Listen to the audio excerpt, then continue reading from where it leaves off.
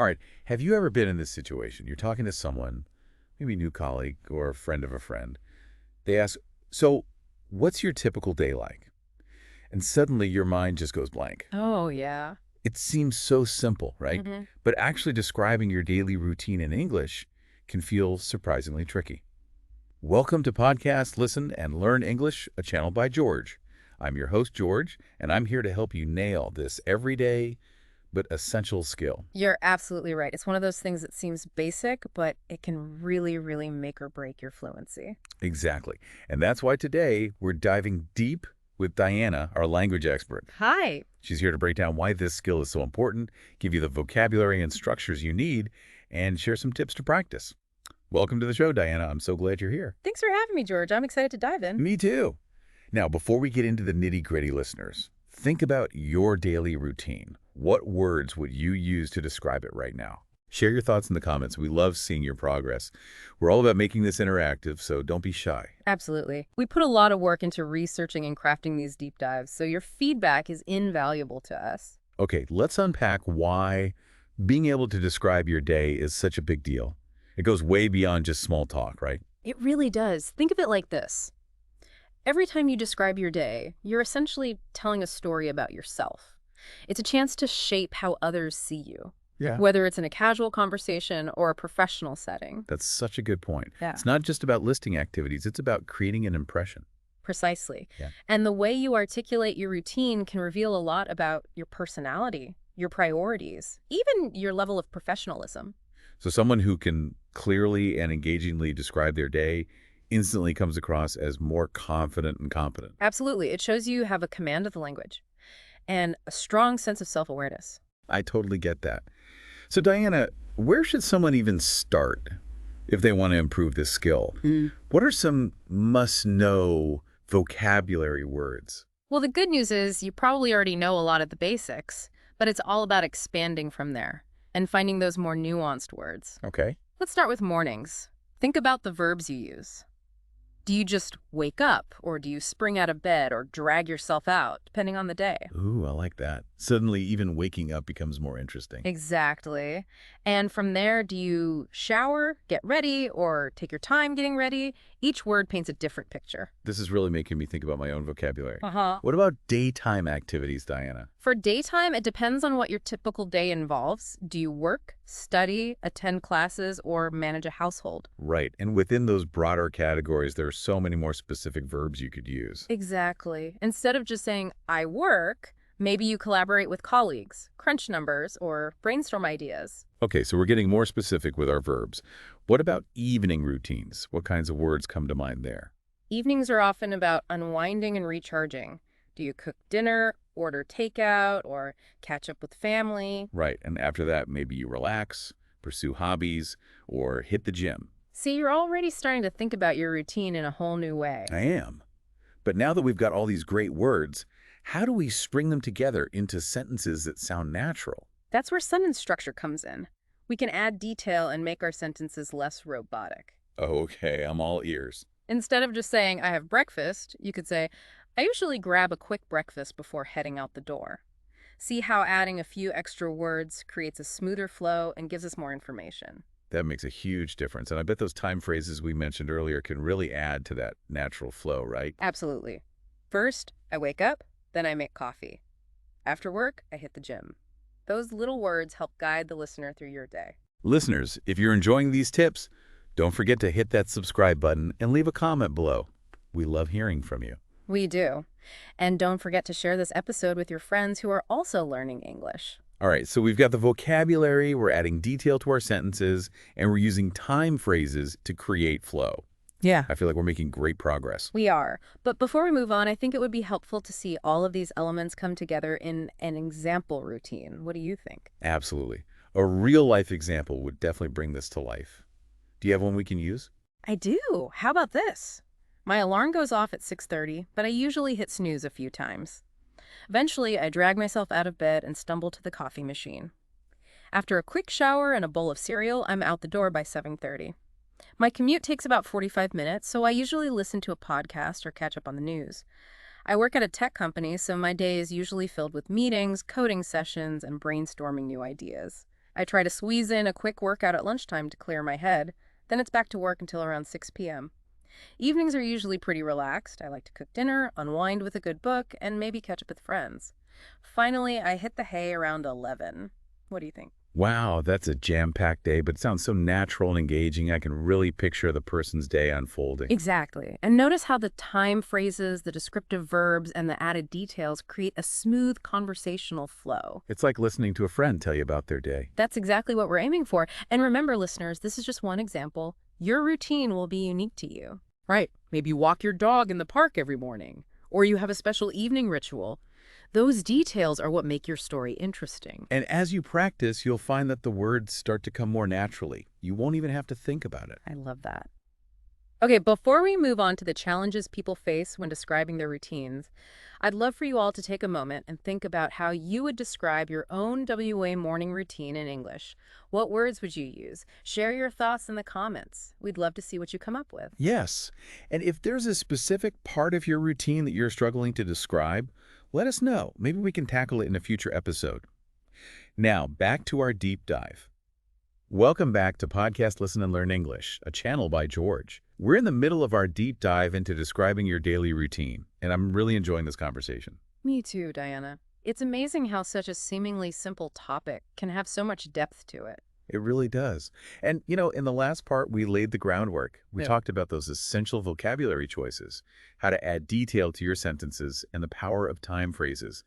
Exactly. We even got to see a full routine come to life with that example. We good. And listeners, if you're playing along at home, I encourage you to try writing out your own routine. It's the best way to solidify what we've learned so far. Definitely. And share those routines in the comments. We love seeing what you come up with. Now, Diana, for those listeners who are ready to take their skills to the next level, let's talk about some advanced techniques. What are some ways we can really make those routine descriptions sparkle? Ooh, I love this part. It's where we get to play with language and inject some real personality. One of my favorite techniques is using more descriptive verbs. Okay, so instead of just saying, I walk to work, I could say, I power walk to work, or maybe I stroll leisurely. Exactly. It's about choosing verbs that evoke a feeling or paint a more vivid picture in the listener's mind. It's like the difference between a black and white sketch and a full-color painting. I love that analogy. You're right. It's about adding those vibrant details. So what are some other ways we can make our descriptions more evocative, Diana? Well, think about your senses. How can you incorporate sight, sound, smell, taste, and touch into your routine descriptions? Ooh, that's interesting. So instead of just saying, I drink my coffee, I could say, I savor the aroma of freshly brewed coffee as the morning sunlight streams through my window. Perfect. You've engaged multiple senses and created a much richer experience for the listener. I can practically smell that coffee now. Okay, so we've got descriptive verbs and sensory details. What else can we add to our fluency toolbox? Well, this might sound a bit unexpected, but consider adding a touch of figurative language. Wait, like similes and metaphors, the stuff we learned in poetry class. Exactly. Don't worry, we're not writing sonnets here. But sprinkling in a well-placed metaphor or simile can elevate your language and make your descriptions more memorable. Okay, I'm intrigued. Give me an example. Instead of saying, my commute is crowded, you could say, my commute is like a sardine can on wheels. Ooh, I can picture that. It's so much more vivid than just saying crowded. Right. And it adds a touch of humor, too. Listeners, we would love to hear your attempts at using figurative language. Drop your most creative metaphors or similes in the comments. Let's see those imaginations soar. Yes, please do. We love seeing you engage with the material.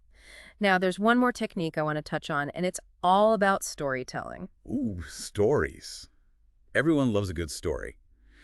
But how do we work those into our daily routines? It's all about weaving in little anecdotes or personal experiences that relate to your activities. So instead of just saying, I go to the gym after work, I could say, I hit the gym after work to de-stress. The other day, I actually ran into my old college roommate on the treadmill. It was such a coincidence. Exactly. That little story adds a human touch to your description and makes it more engaging. It's like those tiny details in a movie that make the characters feel more real. You got it. And remember, it doesn't have to be a long, elaborate story. Even a short anecdote can make a big difference. Okay, this is all fantastic, Dana. I'm already thinking about how I can revamp my own routine descriptions. That's what we want to hear. And speaking of revamping, have you ever thought about how describing your routine changes depending on who you're talking to? That's a good point. I probably wouldn't describe my day the same way to my best friend as I would to a potential employer. Exactly. It's about tailoring your language and tone to your audience. So if I'm chatting with a friend, I might use more slang or colloquialisms, and I might share more funny or personal anecdotes. Absolutely. And if you're talking to someone in a professional setting, you'll probably use more formal language and focus on your skills and accomplishments. That makes perfect sense. It's like dressing up for different occasions. You wouldn't wear a ball gown to a backyard barbecue. Exactly. And just like with fashion, the key is to choose the right language for the situation. Okay, I'm loving all of these insights, Diana. I feel like we've really leveled up our routine describing game today. Me too. And listeners, before we wrap up this part, I have a challenge for you. Choose one activity from your daily routine and describe it using at least 3 of the advanced techniques we've talked about today. Get creative, have fun, and share your masterpieces in the comments. Yes, we can't wait to see what you come up with. And remember, if you're finding this episode helpful, don't forget to like and subscribe to Podcast Listen and Learn English, a channel by George, for more language tips and tricks. We're all about helping you achieve fluency with confidence. We put so much effort into creating these deep dives for you, and your engagement means the world to us. Tell us what's working, what you'd like to see more of, or even suggest a topic for a future deep dive.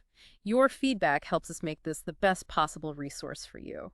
Welcome back to Podcast Listen and Learn English, a channel by George, for the final part of our deep dive into describing your daily routine. Hi again. Diana, we've covered so much ground already. We have. From basic vocabulary to some really creative storytelling techniques.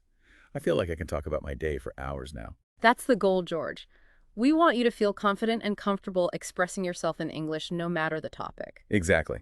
And speaking of expressing ourselves, I know our listeners have been chiming in with some fantastic questions and comments throughout this episode. So before we wrap things up, let's take a moment to address a few of them. What do you think? I'd love to. It's always so inspiring to hear from our listeners and see how they're engaging with the material. All right, here's a question that came up a few times. How do we describe our routines if they're not always the same? Right. Life can be unpredictable, right? Absolutely. Not every day is going to follow the exact same script, and that's okay. The key is to focus on the recurring elements of your routine, even if the order or timing varies. So instead of saying, I always wake up at 7 a.m., we could say, I usually wake up around 7, but it depends on what I have going on that day. Exactly. Phrases like typically, tend to, on average, or most days are your friends when you're describing a routine that's more flexible. And if certain days of the week have a more predictable structure, you can mention that too. Like, on weekdays, I stick to a pretty strict routine, but weekends are more relaxed. Perfect. It's all about providing a general overview while acknowledging those day-to-day variations. This is so helpful. Okay, here's another great question from a listener named Alex. How can I make my descriptions sound less like I'm reading from a script and more natural? Oh, that's such a common concern, Alex, and a really important one. The key to sounding natural is, as always, practice. Yeah. The more you speak, the more comfortable and confident you'll become. And remember, practice doesn't have to be formal or intimidating. It can be as simple as narrating your actions as you go about your day. Exactly. Just talk to yourself in English, even if it feels silly at first. Yeah. Describe what you're doing, what you're thinking, what you see around you. It's like creating a constant stream of English narration in your head. I love that image. And the more you do it, the more those words and structures will become second nature to you. Absolutely. And don't be afraid to experiment and play around with the language. Try incorporating those descriptive verbs, sensory details, and even those touches of figurative language that we talked about. The more you have fun with it, the less it will feel like work and the more natural your language will sound. Exactly. And if you find yourself stumbling over certain words or phrases, don't get discouraged. Just make a note of them and practice them until they roll off your tongue effortlessly. Diana, this has been such an insightful conversation. I feel like I've learned so much, and I know our listeners have too. Me too. It's been a pleasure diving deep into this topic with you. Before we say goodbye, I want to leave our listeners with one final thought. Think about how describing your routine can be a powerful tool for self-reflection. By paying attention to the words you choose and the stories you tell, you can gain a deeper understanding of your own habits, priorities, and values. That's such a beautiful point. It's not just about communicating with others, it's about connecting with ourselves. Exactly. So, listeners, the next time someone asks you about your day, Don't just rattle off a list of activities. Use it as an opportunity to tell a captivating story that reflects who you are and how you live your life. And remember, have fun with it. The more you enjoy the process, the more you'll learn and grow. Couldn't have said it better myself. All right, listeners, that's a wrap on our deep dive into describing your daily routine in English. We hope you found it valuable and inspiring. Don't forget to subscribe to Podcast Listen and Learn English, a channel by George for more language learning adventures. Hit that like button if you enjoyed this episode, and leave a comment below telling us what resonated with you the most or suggesting topics for future deep dives. We appreciate your feedback and support. We put a lot of heart and research into creating these episodes for you, and your engagement means the world to us. Keep practicing, keep exploring, and keep shining. Until next time.